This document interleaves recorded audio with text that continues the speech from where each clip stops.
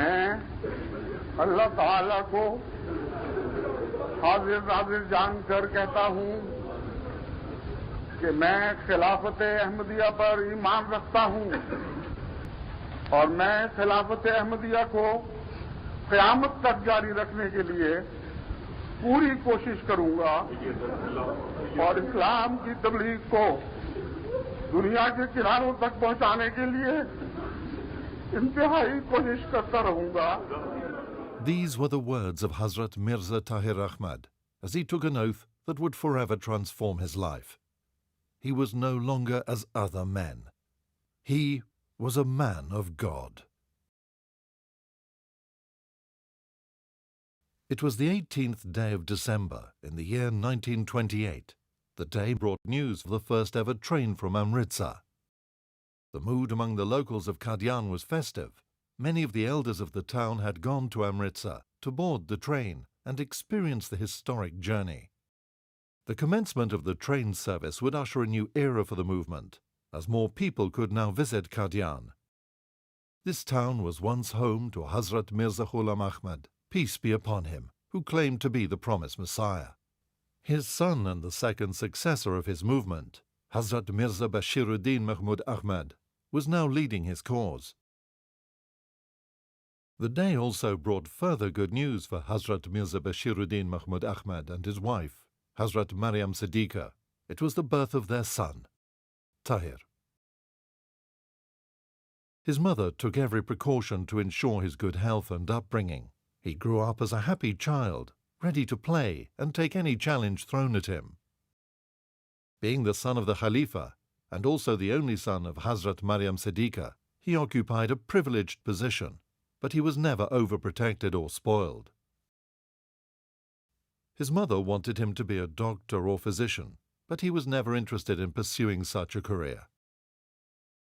अब्बा मुझे याद है ये कहा करते थे कि मेरी वालदा की बड़ी ख्वाहिश थी कि डॉक्टर बने मेरा बेटा और गुरबा का मुफ्त इलाज करे. As a humble child, I started my life in the ordinary schools of Qadian. I was never a very brilliant student, but always I was interested in human affairs, in social works and so on and so forth.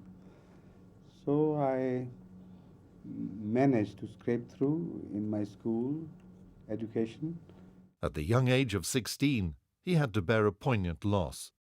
His mother died in 1944 when he was appearing in his matriculation examination. During that period, his mother died.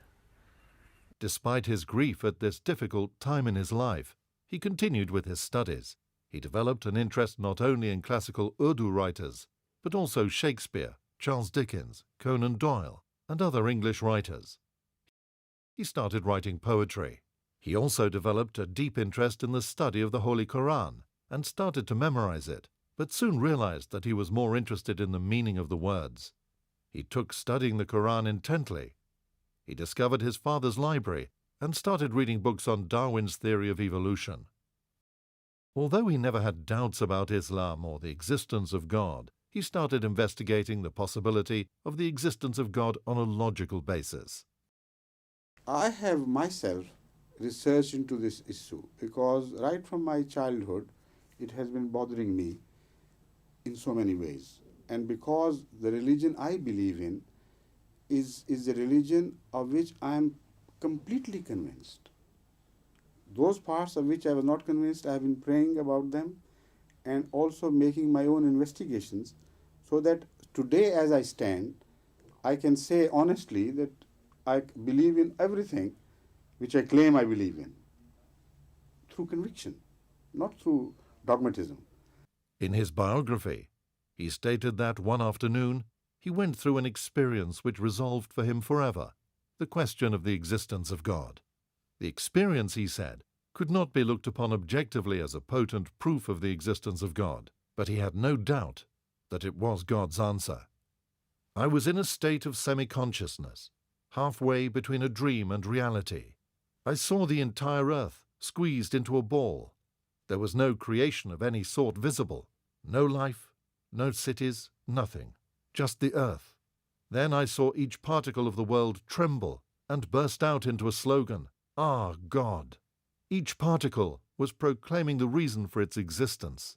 The whole world was flooded with a strange light, and every atom of the earth began to swell and contract in rhythm. I found myself repeating the words, "Our God." As he returned to full consciousness, he could still see it happening. Although he never had any doubts, this experience affirmed his faith in an unshakable belief in God's existence. The political situation of the subcontinent of India in the 1940s became very fragile. The British monarchy had decided that the subcontinent should be divided into two separate nations, one for Hindus and one for Muslims, and be given independence. Muslims and Hindus had lived for years as neighbors, but at the height of the unrest, without rationale, suddenly hated each other. No one was safe. Hadhrat Mirza Tahir Ahmad was now a strong young man and part of the Ahmadiyya youth movement, Ahmadiyya. He was among many from Ahmadiyya who formed into companies and battalions for the defense of Qadian. He was appointed as the officer in charge of one of these units. His task was to organize the defense of the center of Qadian. In August 1947, the community faced an unexpected crisis. The entire area had fallen inside the territory allocated to India. His father, the head of the community, ordered the evacuation of Qadian. At that time, my late father was sent a message by late Mahatma Gandhi, exactly pointing out to him the so-called mistake he was about to commit.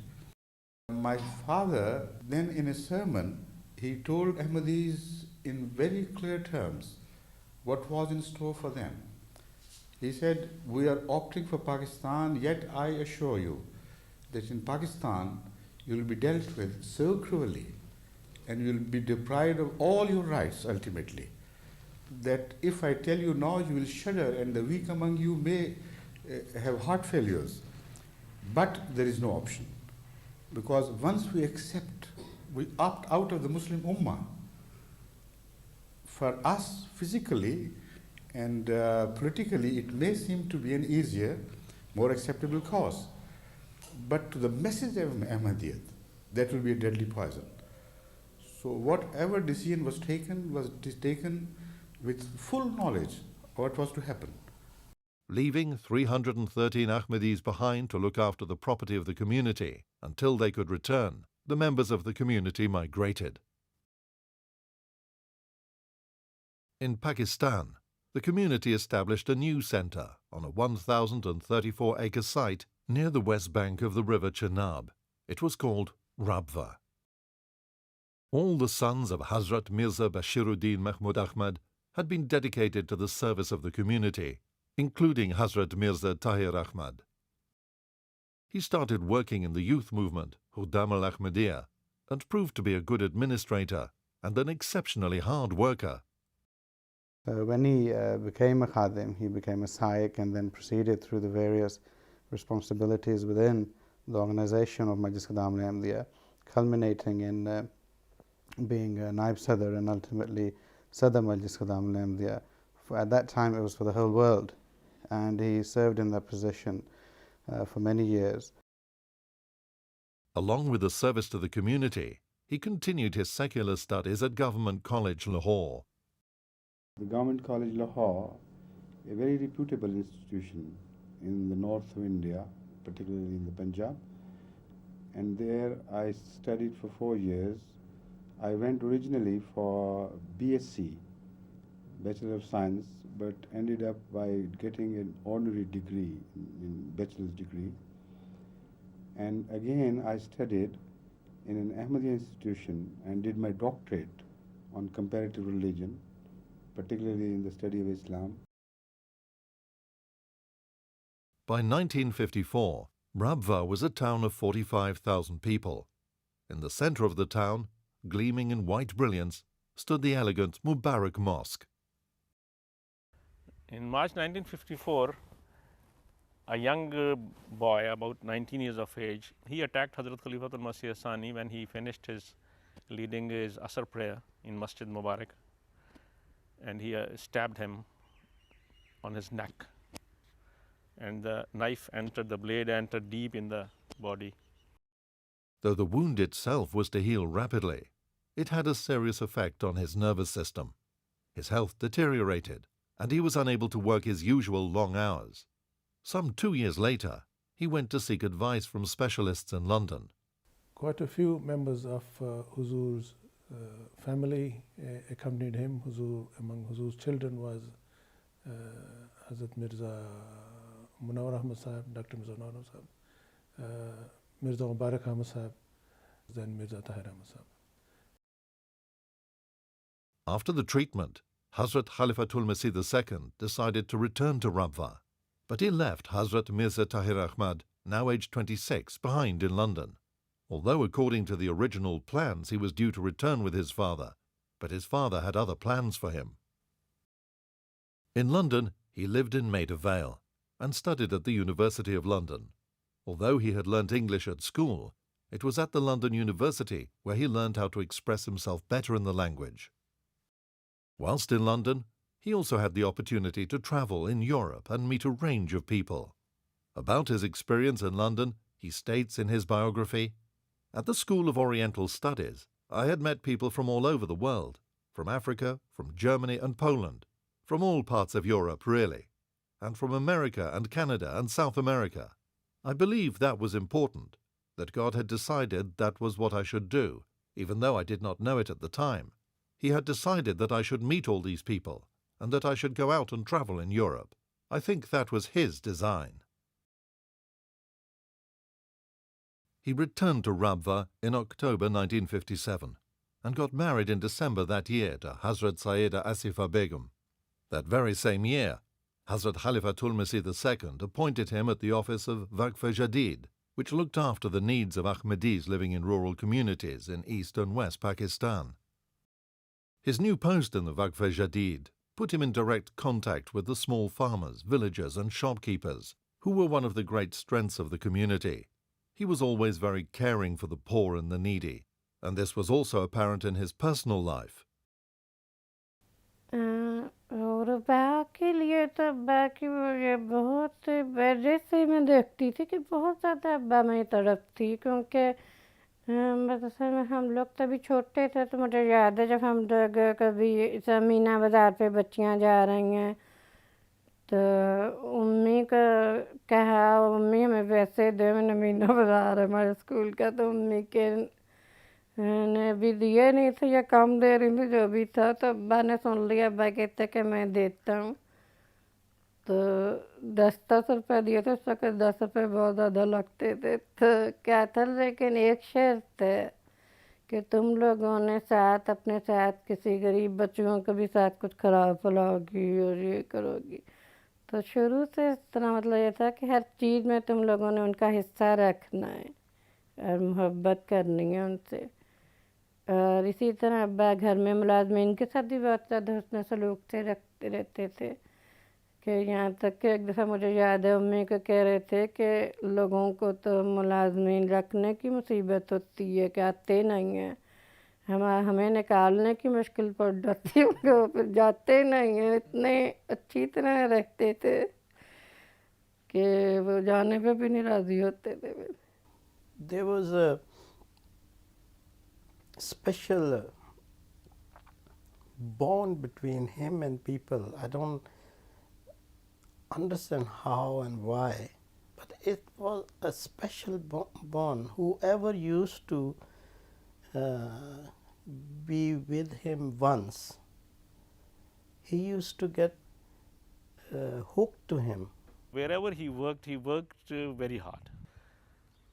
And he always worked and showed his example, but he used to work in the land as he is a peasant. So to show them that he can do whatever he asks them to do, he can do himself also. So he was a great leader and very active and eloquent, and he was a good speaker. He could speak for hours on different topics. Later he started question answer also with non-Ahmadis. खलीफा सालिस भी जब लोग आया करते थे, गैर जमात मौलवी वगैरह भी आते थे, तो हज़रत खलीफा सालिस ज़्यादातर अब्बा के कोई कहते थे कि आप इनसे मजलिस करेंगे. He led a very disciplined life, serving the cause of the community. He used to start his day very early in the morning and was at his office well before anyone else. अब्बा का एक तो मैं आपको बताऊं कि ये तो एक तरीका था ना, सुबह नमाज के बाद तहज्जुद और नमाज के बाद अब्बा तलावत करते थे. ये तो मुझे जब से मैंने होश संभाला ये मैंने देखा. उसके बाद फिर अब्बा थोड़ी देर के लिए सोते ज़रूर थे. फिर अब्बा चले जाते थे अपने वक्फ़ जदीद के दफ्तर. तो दोपहर को आते थे 2:30 साढ़े 3 के दरमियान. और उस वक़्त उनके मुलाजमीन भी अपने क्वार्टरों में जा चुके होते थे. कभी अब्बा ने किसी को नहीं कहा कि मुझे खाना निकाल के दो या गरम करके दो. खाना पड़ा होता था और ख़ुद ही निकाल के बैठ जाते थे. हम लोग तो बच्चे थे तो मुझे याद है कि ऊपर के मेज़ों पे भी चढ़ के बैठ जाते थे. अब्बा के साथ बातें, बेतकल्फ़ी बात थी तो इसलिए सारी बातें करते रहते थे, सवाल जवाब. और अब्बा बड़ी खुशी खुशी से हर बात का जवाब भी दे रहे हैं और साथ साथ खाना भी खा रहे हैं. इतना मोहब्बत का सलूक बंधा हुआ था कि अब्बा की नाराज़गी सबसे बड़ी सज़ा लगती थी. इसलिए ये होता था कि अगर जहाँ ये देखते थे कि अब्बा को किसी बात से तकलीफ़ हो रही है तो हमारे लिए सख्त तकलीफ़ तो शर्म वाली बात बन जाती थी. तरबियत का मुझे जो सबसे अब्बा का अंदाज़ा अच्छा लगा कि बच्चों से या किसी से भी ऐसी मोहब्बत का सलूक बांध लेते थे कि उसकी वजह से इंसान बहुत सी बातों से बच जाता है. It is one of the ironies of history that the Ahmadiyya movement, which was instrumental in the creation of Pakistan, was persecuted by the so-called religious scholars or ulema, who had been so violently opposed to its creation. The persecution was politically inspired to divert the attention of the population from real problems that the country was facing. 1953 saw some of the worst rioting against Ahmadi Muslims and the community. There was a generalized riot in the Punjab. It was supported by the Punjab government, quietly, not officially. So it became out of control, went out of control, and ultimately the first martial law was imposed because of this. This wave of persecution continued for nearly 20 years, both at institutional and grassroots level. What you observe today in Pakistan is not just a public wrath turned against Ahmadis. Yeah.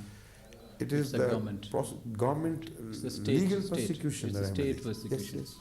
In 1965, Hadhrat Khalifatul Masih II passed away. Hadhrat Mirza Tahir Ahmad, the son of Khalifatul Masih II and the elder brother of Hadhrat Mirza Tahir Ahmad, was chosen as the third Khalifa. The problems for the community continued in Pakistan. Hadhrat Mirza Tahir Ahmad worked under the guidance of the third Khalifa to deal with the problems the community was facing. In 1974, legislation was proposed in the National Assembly of Pakistan, declaring that Ahmadis were not Muslims. Hadhrat Khalifatul Masih III led a 5-man delegation to the National Assembly, which discussed the proposed legislation. Hadhrat Mirza Tahir Ahmad was the youngest member of the delegation, a compliment to his knowledge, sagacity and familiarity with the history and traditions of the community. In 1974, Pakistan's National Assembly declared that Ahmadis were not Muslims.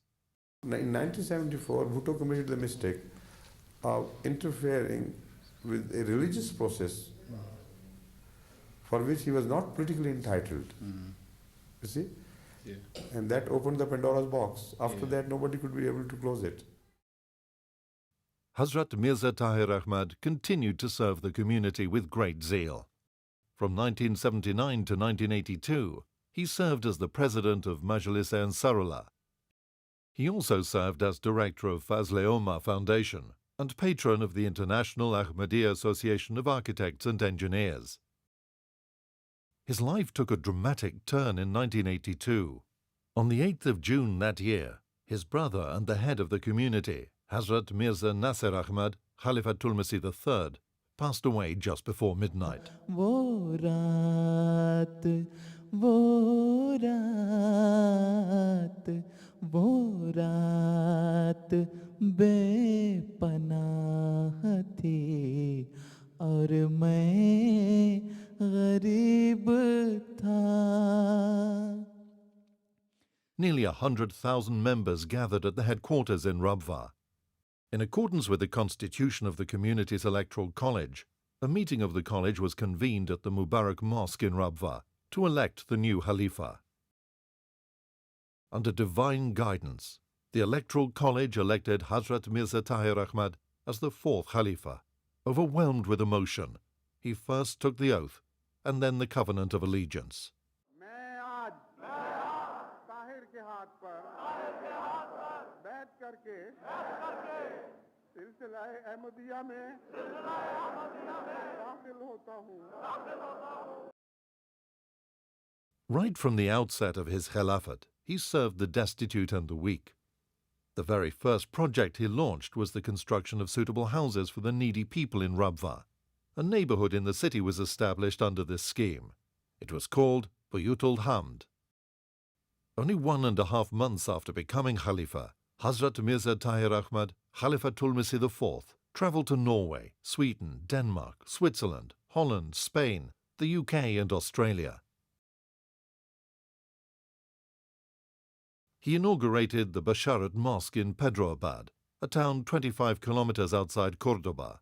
This was the first mosque to be built in Spain in over 750 years. सबसे पहले इस मौके पर मुझे एक याद सता रही है, उस वजूद की याद जो आज हम में नहीं, जो सबसे ज्यादा इस बात का हकदार था. आज ये जुमा पढ़ाता और आज इस तकरीब का आगाज करता कि वो बेकरार दुआएं जिनकी कबूलियत का फल हम आज खाने लगे. He addressed several press conferences, wherein he provided erudite interpretation of Islamic teachings.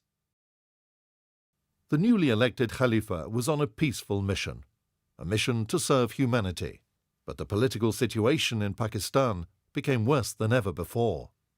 The moment I was selected by Allah to lead the Jamaat, Zia did not like this perspective at all. The regime of Zia wanted some political philosophy to support their regime politically and to give them a reason, a justification for remaining in power. So what they said was, they said they are the custodians of Islam. As such, they had to serve certain purposes for the sake of Islam. And as long as those purposes are not served and achieved, they would remain in power. You know, as if they were commissioned by God to do that. So for this, they had to align and implicate mullahs and to utilize and exploit them. And what was the purpose for which they were destined to play a very important role, you know? The purpose was to destroy the foremost enemy of Islam, that is Ahmadiyya community. It was during Zia's time the persecution against the Ahmadiyya community peaked. Their shops were pillaged and set on fire, and mobs rioted outside their mosques. The discrimination practiced by the Bhutto government was stepped up. तुम मुसीबतें हम पर इसलिए डाल रहे हो कि हम अपने खुदा से दूर हट जाएं, लेकिन तुम्हारी आयत करदा मुसीबतें हमें और ज्यादा खुदा के करीब कर देती. हम अपने रब की तरफ और तेजी के साथ लौट जाते हैं. Hadhrat Khalifatul Masih IV urged restraint on his followers. Do not respond to these provocations. He denounced in sermon after sermon the injustices that Zia was inflicting. God would punish him if he continued in his evil ways. God's wrath would be terrible. Hadhrat Khalifatul Masih warned him again and again, but the general paid no attention to the warnings and continued to plot schemes in order to destroy the community. You know, when I suspected that something is cooking against Ahmadiyya between the mullah and the then dictator of Pakistan, Zia-ul-Haq, instead of running away, I went straight to Islamabad and camped there for 7 days. He had many friends among the diplomatic community. Some he met at their offices, and some privately. From the meetings, he gathered something was going to happen, but no one seemed to know exactly what. Until the Deputy Commissioner of Islamabad sent me a very urgent message. This Deputy Commissioner said, my earnest advice to you is, for God's sake, return immediately to Rabwa, or it will be too late. Hadhrat Khalifatul Masih IV immediately returned to Rabwa. On the 26th of April 1984, Ordinance 20 was introduced under martial law by General Zia-ul-Haq. The ordinance was designed to prohibit Ahmadis from practicing their faith. I immediately called a meeting of all the Ahmadi elders, whoever were available at the time, to reach Rabwa immediately. I stated before them the facts, the consequences of this ordinance. I told them that according to this ordinance, if I remain in Pakistan and declare myself to be a Muslim, immediately they would arrest me and put me behind the bar. So how can I remain a Khalifa of Jamaatul Ahmadiyya, Khalifatul Masih, and operative at the same time? The advice at the meeting was unanimous. Huzur should leave Pakistan immediately. At that time, Usman Chu, a missionary of the community who had no idea of what was being planned, saw a dream. मैंने 27 अप्रैल 1986 की सुबह का वक्त ख्वाब मैं ये देखा कि हुजूर इस्लामाबाद जाने वाले हैं और एक मिनी पास में जाएंगे जिसके इर्द गिर्द हुजूर के पहरेदार मौजूद हैं और जो सब के सब आसमानी रंग की यूनिफॉर्म पहनती हैं और इन पहरेदारों के इर्द गिर्द सरकारी पुलिस हैं। जब मैं इस पास के करीब आ गया, जब मैं इस पास के करीब गया तो मैंने हुजूर को नहीं दिखा और ये समझा कि हुजूर तो ऐब के तरीक़ इस्लामाबाद तशरीफ़ लिए गए हैं और पास के अंदर तो सिर्फ कुछ सामान मौजूद हैं। फिर मैंने उसी पास में हुजूर की अलविदा कहने के लिए बैठ गया और पहरेदारों के साथ सफ़र करने लगा। कुछ सफ़र करके उधर किया और पहरेदारों ने मुझे कुछ फाल दिया। इस ख्वाब से मैं समझता हूँ चंद बातें जो मैंने खुद खिदमत में पेश भी की थी। नंबर 1 ये है कि अल्लाह ताला जमात हुजूर हिफाजत फरमाएगा। नंबर 2 हुजूर सब के सब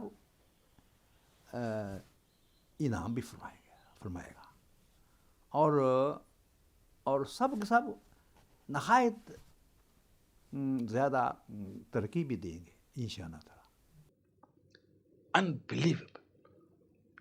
That reassured me. I knew that with the grace of Allah, it's Allah's hand. He already has told us and forewarned us. It was decided that Hazur would leave Pakistan by KLM. A messenger was sent to Karachi to do the booking instead of booking by telephone, that could be tapped. It was decided that I would leave on Sunday morning by car, and then we reached at about 10:30, reached Karachi. And after eating food and just a little rest, we left for the airport because the plane, I remember, left at 12:30. Now, they told me to come late. Said there's no need for you to come early. They said exactly 5 minutes from the time of the departure of the plane, we will send our special car. Everything seemed to be all right, and the manager assured that the flight would leave in time.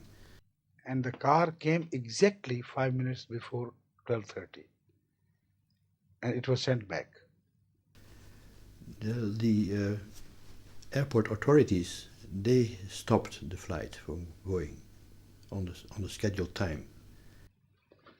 The order that our head of the Ahmadiyya community is not permitted to leave the country from any borders was signed by Zia himself. Ziaul Haq lived most of his time during the time of Hadhrat Khalifatul Masih IV, the third caliph. So what he dictated was, and this is written on that prohibition letter, that Mirza Nasir Ahmad, the fourth head of the Ahmadiyya community, for that, is not permitted to leave the country from any borders. They had a dilemma. They could not stop Mirza Tahir Ahmad from going on. And they did not know much intricacies about the fourth and third caliphate, So they must have started ringing the intelligence chief of the intelligence bureau in Islamabad and trying to get clearance from him or instructions that this is the case. That is why this was delayed. So at 1:30, we left. The plane, of course, went to Geneva and from there on to Holland. And there we had to wait for a while. Then we came to London. Around midday, Huzur arrived at Heathrow Airport. And by the grace of Allah, we had made all the arrangements, no problem, no difficulty. And the staff of the KLM, on which the airline on which Huzur travelled, they were also available to receive Huzur. Once in London, Hazrat Khalifatul Masih could carry on his duties as the Khalifa. He, however, had to establish London as the new headquarters of the community. He had a knack of making everybody feel extremely special. You know, whatever he wanted someone to do, he made them feel that they were capable of doing whatever that was. He would find out what type of worker is he, and he would accordingly allot him the tasks. And he was very clear in his mind. He wanted the job to be done to the exact manner what he wanted to. And when that work is done, then he will praise him like anything. और हौसला अफजाई की तो इंतहा थी. छोटा सा किसी ने काम किया तो उस पर इस तरह दाद देते थे कि आदमी शर्मिंदा होता था कि ये तो मैंने तो कुछ भी नहीं किया. और उसके नतीजे में फिर इंसान को एक और ताकत मिलती थी. मैं समझता हूँ कि असल में खलीफतुल मसीह की दुआ और रूहानी तवज्जो और हौसला अफजाई के नतीजे में एक ताकत मिलती थी. और वो जो उसने छोटा सा काम किया वो उससे कई गुना कर जाता था अगली दफ़ा. उस पर जब हौसला अफजाई उसे मिलती थी और दुआ और तवज्जो और शफ़क़त, तो उससे फिर और आगे बढ़ता था. And I think people just couldn't do enough. They were trying their best to fulfill whatever was the need of the moment. Hadhrat Mirza Tahir Ahmad was a visionary. He foresaw the progress of the community and the need for workers in every sphere of life in the coming decades. You know, this Waqf-e-Nau scheme, he started on 3rd April 1987, and I'm surprised because in 1984 he left Pakistan in very difficult conditions. You know, there was law against us, so he had to leave Pakistan. But within 3 years, he realized that Jamaat is now going to expand in much bigger scope. So for that he instructed Jamaat's parents that they should offer their children even before the birth and then train them accordingly so they become good वाक़फ़ीन ज़िंदगी. हर मुल्क से जब वक्फ होंगे बच्चे तो उस मुल्क की ज़बान को भी समझते होंगे, उस मुल्क के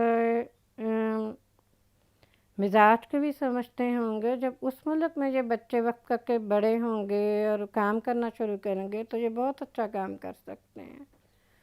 اور یہ بجائے اس کے کہ ایک جگہ سے وقف ہو کے نکلیں، یہ ساری دنیا میں تنظیم کی طور پر اس طرح پھیل جائے. Once the new setup in London was established, Hadhrat Khalifatul Masih IV was able to lead the community freely.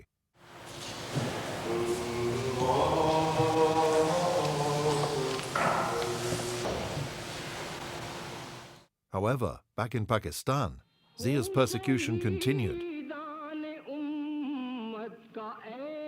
Huzur's warnings grew stronger and stronger. Night after night, month after month, he prayed to God for help for his beleaguered people. He warned Zia in his sermon on the 3rd of June 1988. اور پاکستان کے بدنصیب سربراہ نے جو پہلے dictator کے طور پر ظاہر ہوئے، پھر اس کے بعد صدر کا چولہ پہنا، وہ اس وقت حضرت مسیح موعود علیہ السلام کی تکذیب کے سب سے بڑے علمبردار ہیں، اور ان کے تمام ماننے والوں کو بھی، اور ان کو بھی جو تکذیب میں پیش ہیں اور حکومت پاکستان سے تعلق رکھتے ہیں، اور ان کو بھی جو تکذیب میں پیش ہیں اور علماء کے طبقے سے تعلق رکھتے ہیں، ان کو بھی جو تکذیب میں پیش ہیں اور عدلیہ سے تعلق رکھتے ہیں، ان کو بھی جو تکذیب میں پیش ہیں اور سیاست سے تعلق رکھتے ہیں، ان کو بھی جو تکذیب میں پیش ہیں اور عوام سے تعلق رکھتے ہیں، لیکن کچھ گروہوں کے سربراہ ہیں، ان سب کو میں مخاطب کر کے تمام جماعت احمدیہ کی طرف سے مباہلے کا چیلنج دیتا ہوں.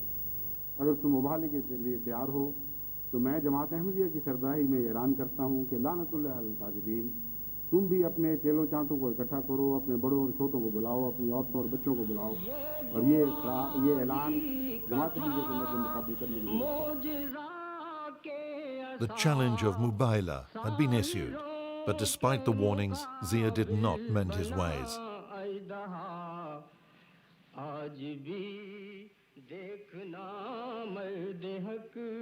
حکومت کا جہاں تک تعلق ہے، وہ معصوم احمدیوں پر قانونی حربے استعمال کر کے طرح طرح کے ستم ڈھا رہی ہے. اور آپ کو یاد ہوگا کہ میں نے آغاز ہی میں حکومت کو یہ متنبہ کیا تھا کہ آپ اگر اپنی شان کے خلاف بھی سمجھتے ہوں چیلنج کو قبول کرنا، اگر آپ زیادتیوں سے باز نہ آئے اور ظلم و ستم کی یہ راہ نہ چھوڑی، تو جہاں تک میں سمجھتا ہوں خدا کی تقدیر اسے مباہلے کے چیلنج قبول کرنے کے مترادف بنائے گی، اور آپ سزا سے بچ نہیں سکیں گے. Hadhrat Khalifatul Masih IV saw a dream which contained a message from God.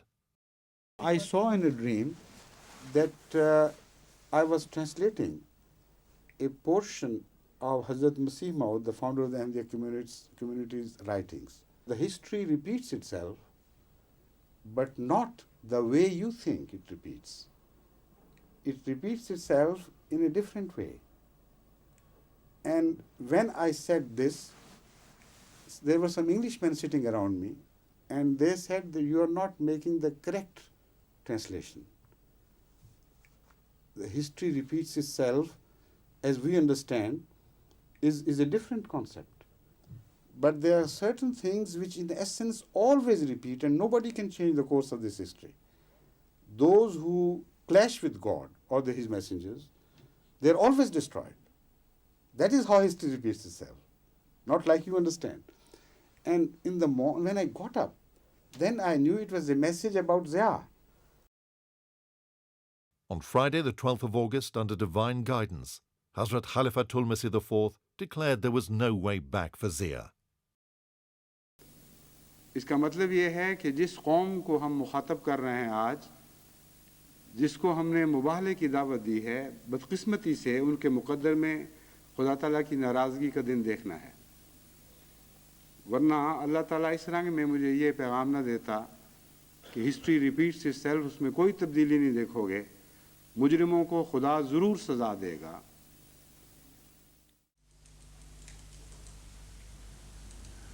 جماعت احمدیہ تو خدا تعالیٰ کے فضل سے ایک والی رکھتی ہے، ایک ولی رکھتی ہے. جماعت احمدیہ کا ایک مولا ہے، اور زمین و آسمان کا خدا ہمارا مولا ہے. لیکن میں تمہیں بتاتا ہوں کہ تمہارا کوئی مولا نہیں. خدا کی قسم جب ہمارا مولا ہماری مدد کو آئے گا تو کوئی تمہاری مدد نہیں کر سکے گا. خدا کی تقدیر جب تمہیں ٹکڑے ٹکڑے کرے گی تو تمہارے نام و نشان مٹا دیے جائیں گے اور ہمیشہ دنیا تمہیں ذلت اور رسوائی کے ساتھ یاد کرے گی. On the 17th of August, the C-130 Hercules transport plane carrying General Zia-ul-Haq was blown out of the sky. All 31 people on board died. The team investigating the crash eliminated one by one various possible reasons for the crash. How this had happened, the investigators were unable to say. Why it had happened, the whole world knew. میں نے ضیاء کے متعلق اپنے نظم میں کہا تھا کہ کل چلی تھی جو لیکھوں پہ تیغ دعا، آج بھی اذن ہوگا تو چل جائے گی. بس خدا کی قسم وہ تیغ دعا چل چکی ہے، اب اسے کاٹ کر دکھاؤ، اسے رد کر کے دکھا دو، تب میں مانوں. The 23rd of March 1989 marked 100 years of the Ahmadiyya community.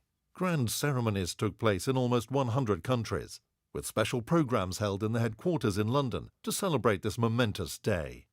From a humble beginning in Qadian to establishing communities in 120 countries, the last 100 years saw the community grow from strength to strength. 1991 was yet another special year for Ahmadis. They had just celebrated 100 years of the community's success through divine help. This year was going to mark 100 years since the start of the community's annual conference. Hadhrat Khalifatul Masih IV decided to attend the 100th annual conference himself. India is fine. I've been looking forward to visiting India for a long, long time now. It was an emotional journey, as this was the first time since the partition he was going back to the town where the community had started. It was this very town where he was born and spent his childhood. ایک اپنا بھی تو گھر تھا، جیسے سندر تھی وہ بستی ویسا وہ گھر بھی سندر تھا. بڑا مزہ آ رہا ہے. آندھی میں اور میرے بچے اس طرح اسی ایکسائٹ ہو گئے سی. میری بچیاں پہلی دفعہ آئی نے تے وہ بھی کہندیاں نے ہن سانوں پتہ لگا تسی کیڑے مزے اڑا بیٹھے ہو. کہتے تھے آنا خود ایک زندگی دا مزہ ہے جو اتھے دی فضا ہے. دوسرے دیکھو نا اتھے جماعت دے بانی پیدا ہوئے، انہوں نے ہوا اس ہوا وچ ساہ لیتے، انہاں گلیاں وچ پھرے، انہاں مکاناں وچ اسی رہ رہے ہاں. اے جذباتی تعلق اتنا گہرا ہے کہ ایک مذہبی آدمی ہی انہوں محسوس پوری طرح کر سکتا ہے. لیکن اے صرف مذہبی تعلق نہیں، گہرا انسانی رشتہ ہے. اور کیونکہ انہوں دے تعلق سارے ارد گرد انسان ہندو بازار نال ہے، اتنے ملاوا مل دے نال انہوں نے تعلقات، اور سکھاں دے نال تعلقات، وہ سارے تعلق والے امٹ کے پے نے. اور ہر ایک دسدا ہے کہ اسی بھی تواڈے واقف تواڈے پیاریاں وچوں تواڈے واقفاں وچوں ہیں. سارا ماحول لگتا ہے کہ جس طرح اپنے محبت کرنے والیاں دا ماحول ہے، پیار والیاں دا ماحول ہے. بڑے لطف آ رہے ہیں. بہت خوشی مل کے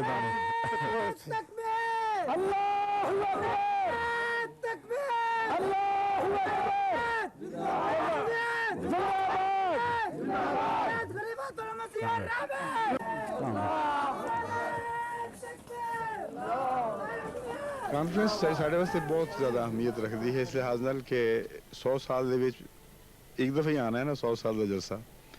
لیکن اس جلسے وچ نال یہ گل شامل ہو گئی کہ جدوں دی تقسیم ہوئی ہے، ہند پارٹیشن ہوئی ہے، ادو بعد کوئی خلیفہ کدی اتھے نہیں آیا. اور پہلی دفعہ اللہ تعالیٰ نے منو ہمت دیتی، فیصلہ کرن دی توفیق عطا فرمائی. Thousands of Ahmadis from all over the world converged upon Qadian. Huzur addressed the annual conference. سب حاضرین جلسہ کو اور ان سب کو بھی جو اس سعید بخت جلسہ میں شمولیت سے محروم رہے ہیں، میں حضرت اقدس مسیح موعود علیہ الصلوۃ والسلام کے الہام کی زبان میں مبارک 100 مبارک پیش کرتا ہوں. آج کا یہ تاریخی جلسہ کئی لحاظ سے منفرد ہے اور یکتا ہے. ایسا جلسہ ایک ہی دفعہ آنا تھا اور ایک ہی دفعہ آیا ہے. اللہ تعالیٰ کا بے انتہا احسان ہے کہ اس نے آج ہمیں اس میں شمولیت کی سعادت بخشی ہے. Shortly after returning from Qadian, Hadhrat Khalifatul Masih IV had to bear a great loss.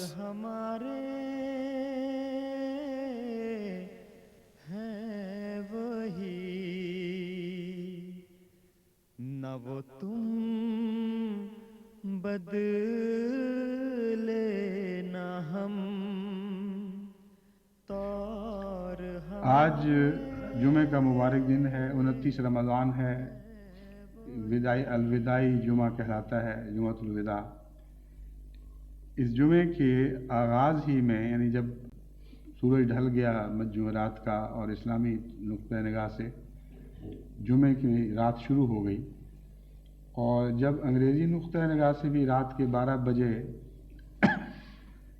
اور 1-2 منٹ اوپر ہوئے، اس وقت میری بیوی کو اپنے رب کا بلاوا آ گیا. فاصلے بڑھ گئے پر قرب تو سارے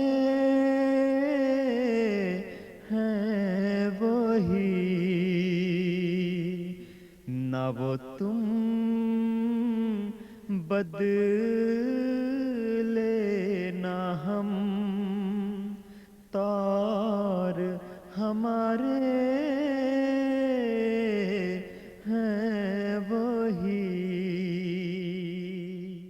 Hazur at that time was, of course for him it was a very emotional moment, naturally for anyone in that situation.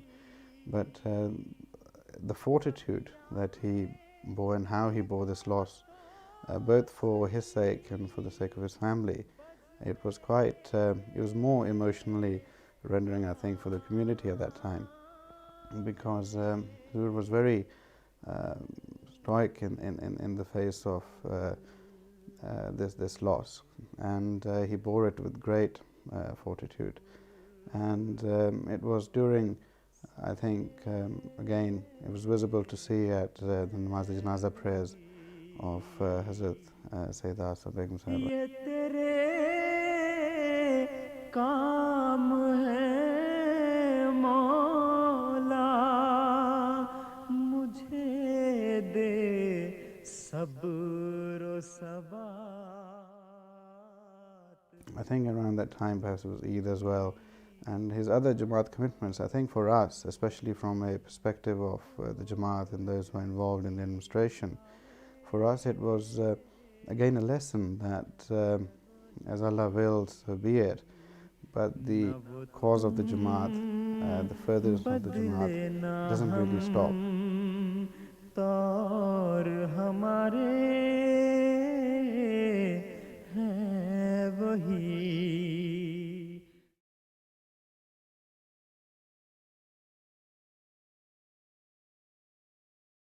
The 24th of March 1989 was a special day. It was the first Friday after the centenary of the community, and Hadhrat Khalifatul Masih IV delivered his sermon. آج جو آپ میرے ساتھ خطبہ جمعہ پڑھ رہے ہیں، خطبہ سن رہے ہیں یا جمعہ پڑھ رہے ہیں، آپ کو میں یہ اطلاع، خوشکن اطلاع بھی دیتا ہوں کہ اس وقت اس آواز کو موریشس کے احمدی بھی سن رہے ہیں اور جرمنی کے احمدی بھی سن رہے ہیں. یہ وہ صدی کا پہلا خطبہ ہے جس کو آسمانی رسل و رسائل کے ذریعے سے، جس کو سیٹلائٹ ہک اپ کہتے ہیں، سب سے پہلے موریشس کی جماعت نے سننے کا انتظام کیا، اور اب مجھے اطلاع ملی ہے کہ جرمنی کی جماعت نے بھی اس خطبے کو براہ راست سننے کا انتظام کیا ہوا ہے. That further developed and it progressed into a way whereby 24 countries joined that group of countries who were listening to his Friday sermon through the telephone. In 1991, Huzur graced the Jalsa Salana of Qadian Darul Aman. On that historic occasion, the addresses of Huzur Rahimullah were relayed throughout the globe via satellite telephone link. This laid foundations for a new form of communication, and reached a new height on the 31st of January 1992. آج کا دن احمدیت کی تاریخ میں ایک بہت ہی مبارک دن ہے. یہ جمعہ جماعت کی دوسری صدی کی تاریخ کے آغاز میں ایک بہت ہی عظیم سنگ میل نصب کر رہا ہے اور جماعت کو جمع ہونے کے ایک نئے دور میں داخل کر رہا ہے.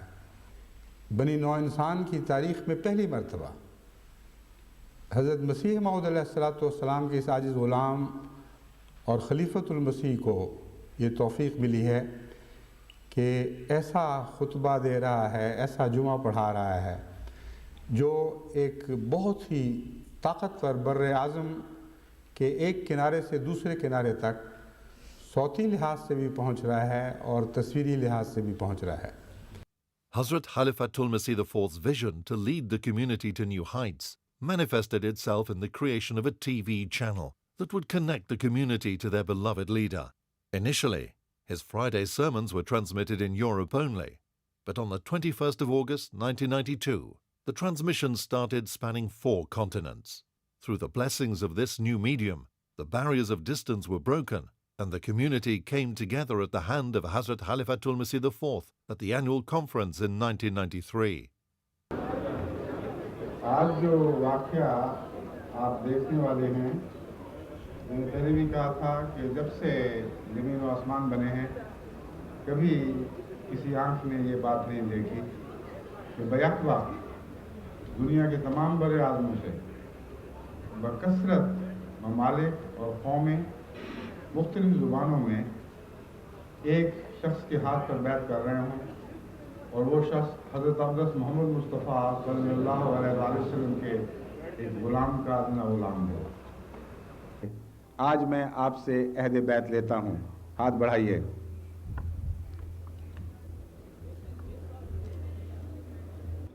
اشہدو اللہ الہ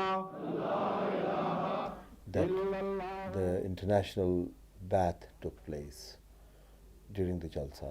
That event actually was telecast live throughout the globe, and that's how this concept of Huzur Rahimahullah was actually materialized. And that was, I think, the milestone, that was the turning point from where Huzur wanted to progress forward, carry that momentum forward. This momentum took MTA to a new level, and on the 7th of January 1994, MTA started its daily transmission from its Earth station in London. الحمدللہ کہ آج وہ جمعہ کا دن آیا جس کی بہت دیر سے دل میں تمنا تھی اور ایک مدت سے انتظار تھا کہ آج خدا کے فضل کے ساتھ انٹرنیشنل احمدیہ مسلم ٹیلی ویژن کا باقاعدہ آغاز ہو رہا ہے. وہ جو جمعہ کا خطبہ پہلے ہر جمعے سنایا جاتا تھا وہ اگرچہ اسی ٹیلی ویژن کے ذریعے تھا لیکن ایک روزمرہ کی سروس کے طور پر ابھی یہ جاری نہیں ہوئی تھی.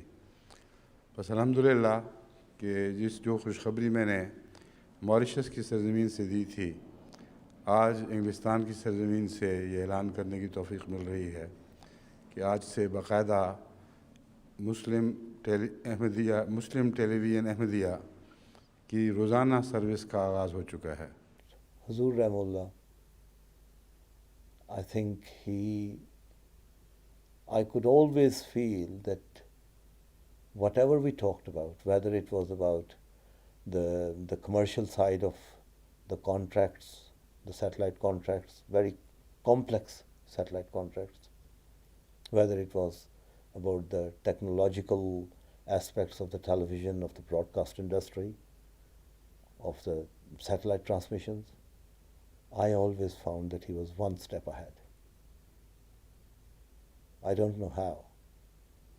To even this day, I don't know. But he was. Hadhrat Khalifatul Masih IV maintained a deep interest in the administration and the overall supervision of MTA. Under his guidance, the channel progressed rapidly, starting its 24-hour service across the globe on the 1st of April 1996. He personally initiated new programs and participated in countless broadcasts, ranging from lectures, sermons, question and answer sessions, to teaching the Holy Quran and homeopathy. Catering for a variety of languages for young and old, he ensured that MTA sought to provide an education and training medium unrivaled in history. He used to love children and would sit among them and tell them stories, and at the same time teach them some very important lessons in life. His charismatic personality graced the screens of millions. Suddenly the boundaries were shrunk, and his message could reach them no matter where in the world they were. یہ عجیب دور آ گیا ہے، لمحہ لمحہ کی خبر ہر جگہ پہنچ رہی ہے. جماعت احمدیہ کی عالمی برادری ایک خاندان بن گئی ہے. ایک ہاتھ پر اکٹھے ہو کر ایسے اتحاد کا نظارہ کبھی پہلے کسی نے نہیں دیکھا تھا. کیا؟ ہاں جرمنی والے کہتے ہیں ہم بھی جرمنی تو یہاں بیٹھا ہوا اکثر. ماشاءاللہ زمبابوے سے بھی سوچیں ذرا، کہاں زمبابوے کہاں یہ دنیا اللہ کے فضل سے. جاپان سے آ گیا ہے. قادیان والے بھی بول رہے ہیں کہ نہیں ابھی تک؟ اچھا اللہ اکبر. جماعت ہائے احمدیہ عرب زندہ باد. جماعت احمدیہ اجمان و شارجہ زندہ باد. گیمبیا سے بھی ماشاءاللہ. دیکھیں کہاں کہاں سے آج عالمی رابطہ ہے، اکٹھے بیٹھے ہوئے. برادری کتنی عظیم ہے. یہ کبھی دنیا میں ایسا واقعہ ہوا ہے؟ کبھی ہوا ہے یہ واقعہ؟ کہ مسیح موعود کی دعائیں ہیں جو عرش پر سنی گئی. محمد مصطفیٰ کا اعجاز ہے جو آج ظاہر ہو رہا ہے.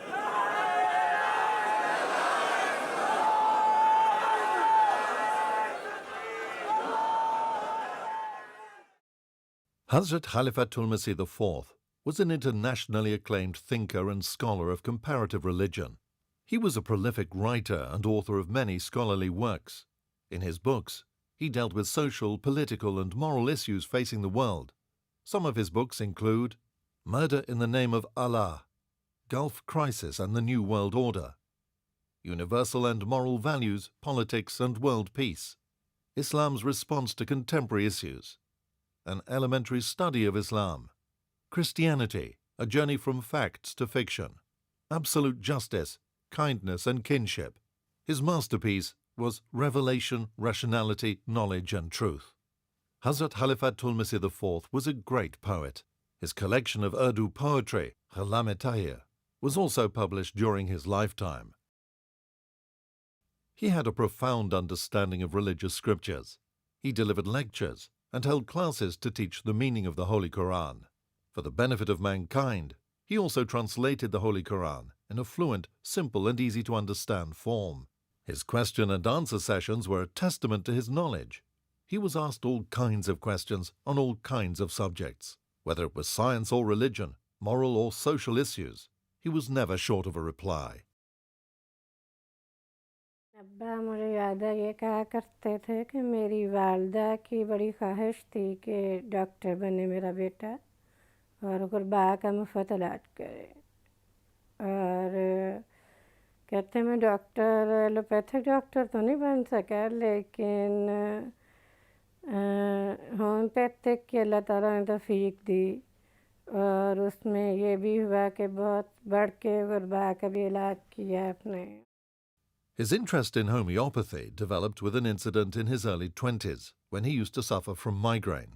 مجھے ایک سر درد کی تکلیف ہوتی تھی جو میگریم کہلاتی ہے. اس لیے پھر میں نے حضرت مسلم موعود کی طرف رجوع کیا. آپ کے پاس ایک دوائی تھی سینڈول جو کلکتے سے آیا کرتی تھی. ایک دفعہ چھوٹی سیدہ میرا پاک کو میں نے لیٹا ہوا تھا، کافی تکلیف تھی، آنکھ کھولنی بھی مشکل تھی. تو گرمیوں کی شام تھی. میں نے کہا آپ ابا جان سے جا کے میرے لیے سینڈول لے آئیں. تو کچھ دیر کے بعد واپس آئیں تو انہوں نے کہا کہ وہ سینڈول تو ختم ہو چکی ہے. تو انہوں نے فرمایا ہے کہ میں ہومیوپیتھک دوائی دیتا ہوں، یہ استعمال کر کے دیکھ لو. اس وقت تک مجھے کوئی خاص یقین نہیں تھا ہومیوپیتھی پہ. تبرکن میں نے کہا ٹھیک ہے. وہ دوائی منہ میں میرے پڑیا منہ کھول دیا، آنکھیں بند اسی طرح، اور پڑیا منہ میں ڈال دی میٹھی گولیوں کی. اور کچھ دیر باتیں 2-3 منٹ باتیں کی کہ میں جانے لگی ہوں کچھ فرق پڑا. تو اچانک مجھے محسوس ہوا کہ درد ہے ہی نہیں, یعنی ہونے اور نہ ہونے کے درمیان جو نو مینز لینڈ ہے وہ بھی نہیں تھی. تو اس سے مجھے یقین ہو گیا کہ یہ کوئی جادو ٹون کا نہیں ہے, نہ محض تبرک, بلکہ اس میں کچھ حقیقت ہے, کوئی خدا تعالیٰ نے نظام جاری فرمایا ہوا ہے. پھر میں نے حضرت مسلم موعود کی لائبریری سے ہی, وہاں بہت کتابیں تھیں, بڑا ذخیرہ تھا, جا کر وہاں طبیعت پوچھنے جایا کرتے تھے ہم, عام طور پر مغرب کے بعد جایا کرتے تھے. طبیعت پوچھ کے پھر میں لائبریری میں چلا جاتا تھا, پھر وہاں سے اٹھانی بھی شروع کر دیں اور گھر لے آتا تھا اور بعض ساری رات پڑھتا رہا. تو بہت لمبا عرصہ میں نے شناسائی حاصل کی ہے اور ابھی علاج نہیں شروع کیا, بلکہ کتابوں پر کتابیں پڑھیں, ان کو دواؤں کے مزاج کو اپنے ذہن میں ان کا نقش جمایا, پھر رفتہ رفتہ اس کی پریکٹس شروع کی. اور مجھے یاد ہے جب ابا نے شروع کی ہے ہومیوپیتھک تو ہم تو بہت چھوٹے چھوٹے تھے, تو گھر میں ایک چھوٹی سی الماری ہوتی تھی پچھلے کمرے میں, ادھر بیمار آ کے بیٹھتے تھے, گاؤں سے مختلف جگہوں سے آ رہے ہوتے تھے, اور کچھ جب زیادہ ہونا شروع ہو گیا تو باہر بھی بیٹھا کرتے تھے. پھر جب کافی زیادہ بڑھ گئے تو پھر ابا نے یہ پہلے تو پھپھی حکمی ابھی سندھ ہوا کرتی تھی میری پھپھی, ان کے گھر لے گئے تھے. پھر وہاں بھی جب نہیں سنبھال سکے تو پھر اپنے وقف جدید کے دفتر میں لے گئے تھے اور ادھر ابا کرتے رہتے. Despite his busy schedule after becoming Khalifa, he continued to practice homeopathy. باوجود دیگر تمام مصروفیات کے روزانہ خطوط میں سینکڑوں لوگ مسلمان غیر مسلم احمدی غیر احمدی ان کے خطوط آتے تھے, اپنی امراض کے لیے وہ علاج مانگتے تھے, حضور کی طرف سے ان کو دوائیاں بتائی جاتی تھیں. اور سفروں میں بھی حضور کا یہ طریق تھا کہ لوگ آتے تھے, جس کو بھی پتہ چلتا کہ آپ ہومیوپیتھی کے ذریعے بھی علاج فرماتے ہیں, ہندو سکھ عیسائی لا مذہب ہر قسم کے لوگ وہ آتے اور آپ سے ہومیوپیتھی جو ہے طریقہ علاج حاصل کرتے اور اس کے نتیجے میں شفا پاتے تھے. He took weekly classes to teach homeopathy and made every effort to make this form of treatment common. His lectures were compiled as a book and were published under the title Homeopathy, Like Cures Like. He was a great humanitarian. Welfare of the weak and underprivileged was always very close to his heart. Under his guidance, homeopathic clinics were established, in addition to the large numbers of hospitals and schools open to serve the poor in the most needy countries of the world. He also established an organization called Humanity First. The main purpose of this organization was to alleviate human suffering. Physicians, teachers, engineers and professionals from all walks of life belonging to the community volunteered their time to help the deprived by providing basic medical and educational needs. Special envoys were sent in war-torn and disaster-struck countries to provide urgent medical help and relief. If you believe in Creator, you must also believe in His creation. If you love the artist, you must also love his art. As such, our concept of Islam is so beautiful and so well poised that it has started attracting attention all over the world.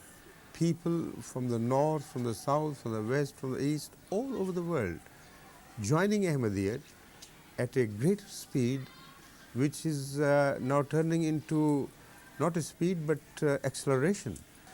And if you go to Africa, if you go travel to Southeast Asia, small islands like Tuvalu, etc., everywhere you will find more number of people joining Ahmadiyya and finding peace, finding a singleness of human character which is missing elsewhere.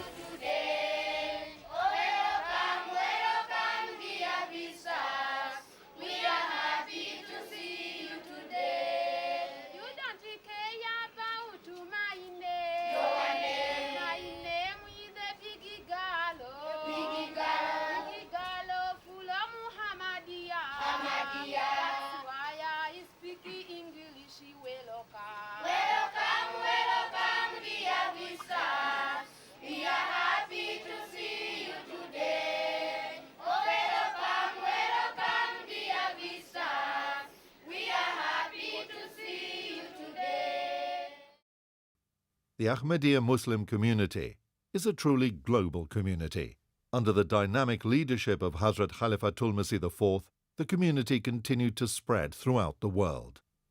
Right from the beginning of his Khilafat, he regularly traveled to European countries, including Germany, Holland, Belgium, France, Switzerland, Italy, Spain, Sweden, Denmark, Norway, and Portugal. His visits enhanced the missionary efforts and rejuvenated these communities. In the Far East, he toured Singapore, Fiji, Australia, Japan, and Sri Lanka to meet members of the community and to make an appraisal of the opportunities for further progress. He took the message of peace to the people of Africa and toured Gambia, Sierra Leone, Liberia, the Ivory Coast, Ghana, and Nigeria in 1988. This highly successful tour of 6 countries spanned over 5 weeks. During his tour, he met heads of state, ministers, parliamentarians, and paramount chiefs. The members of the community were overjoyed to meet the Khalifa. He breathed new life into the community, and many came into the fold of Ahmadiyyat. He continued the missionary efforts to Mauritius and East Africa, where he toured Kenya, Uganda, and Tanzania. The South American countries of Suriname, Trinidad and Tobago, Guatemala, and Guyana were also blessed with his visits. Community members in these countries had the opportunity of meeting with his exalted personage and benefiting from his sublime discourses. The Ahmadiyya communities all around the world hold annual conventions to bring the community together. Hadhrat Khalifatul Masih IV regularly graced and addressed these conventions during his visits. Among the many countries he regularly toured, the USA and Canada were fortunate to have their annual conventions blessed with his faith-inspiring addresses. During his visits, he also inaugurated new mosques in both Canada and the USA. After Huzur's migration, he graced the annual conventions held in the United Kingdom, and due to the headquarters being moved to London, they became an international gathering. Among the other European communities, in particular, the annual conventions in Germany were frequently graced by his presence. In July 2000, Huzur visited Indonesia, the largest Muslim country in the world. During the visit, Huzur met the President of Indonesia. He also addressed the community's annual convention of Indonesia, which attracted a large crowd. All these tours by Huzur strengthened and uplifted the spirituality and created awakening among the Ahmadi masses. Through his efforts, the community grew year after year. More and more people joined the fold of Ahmadiyyat, and many new missions were established throughout the world. आपकी शख्सियत के बहुत से पहलू थे और हर पहलू ही हसीन था। आपका इल्म फ़ज़ल, आपकी खुश मिजाजी, खुश अखलाक़ी, हमदर्दी, अल्फाज में तो उसको समेटा नहीं जा सकता। अब्बा की मोहब्बत भी और ताल्लुक़ भी और दोस्ती भी गुरबा से भी थी, उमरा से भी थी, बच्चों से भी थी, बड़ों से भी थी, बूढ़ों से भी थी और जाहिलों से भी थी और उनसे अनपढ़ लोगों से भी, बहुत आलम फाजिल लोगों से भी।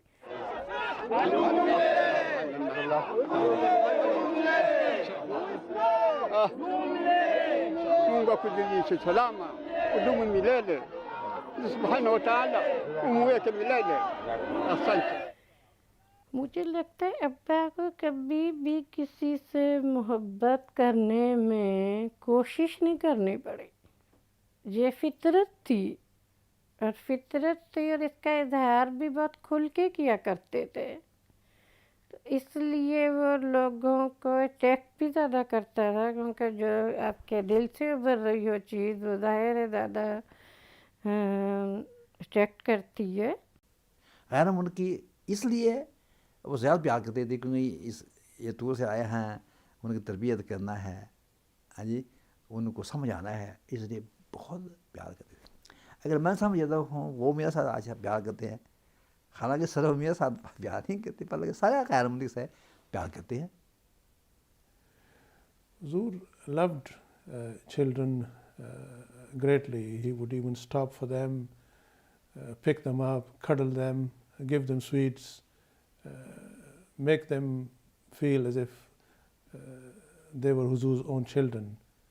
There was some spontaneity in him that sort of made you feel alive and cared for. And he was quite strong on what was right and what was proper, what was Islamic and what was not. And, you know, there was no duplicity in him. सबसे बात मैंने देखा था कि झूठ से सख्त नफरत थी और वे पहचान भी जाते थे, बहुत जल्दी पहचान लेते थे कि कोई झूठ बोल रहा है. He was able to read a mind of a person like anything. It was surprising. Well, he was just a complete man in himself. I think anyone who came into contact with him just thought that he had him for that period of time, as if he was just for, his whole being was just for this one individual. And I think that was his greatest characteristic. He was so complete, that so perfect in many respects. It was his knowledge, it was his sheer enthusiasm, but also that in his personal life he was so complete as well. We mentioned his fondness for sport, his fondness for writing, and again from cooking to photography to hiking to walking to cycling. He just embodied everything that perhaps a perfect man can be, and I think that's the best memory I have of him, and something that we all perhaps can strive to, into how we can balance our lives ultimately to achieve success, and also to balance both the spiritual side and the personal side of one's life. He spent his life in the service of humanity. The very first scheme of his Khilafat was set up to provide housing for the needy, and on the 21st of February 2003, he launched Maryam Shadi Fund, which was devoted to providing financial help for the marriage of girls in the poorest areas. Just 2 months had passed after the initiation of the Maryam Shadi Fund. On the 19th of April 2003, Hadhrat Khalifatul Masih IV passed away at the age of 74.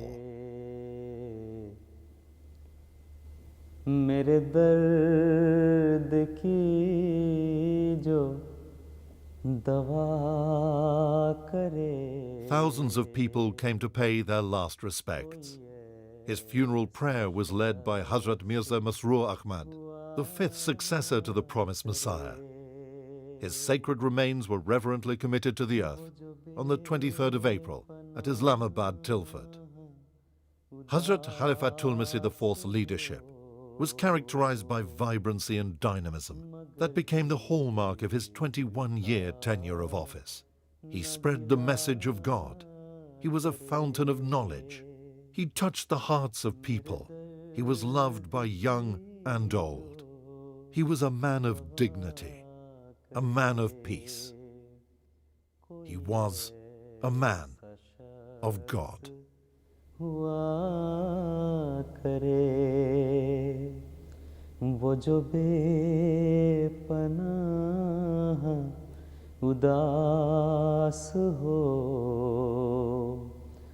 मगर हिज्र का न गिला करे मेरे दर्द की जो दवा करे कोई ऐसा शख्स हुआ करे वो जो बेपनाह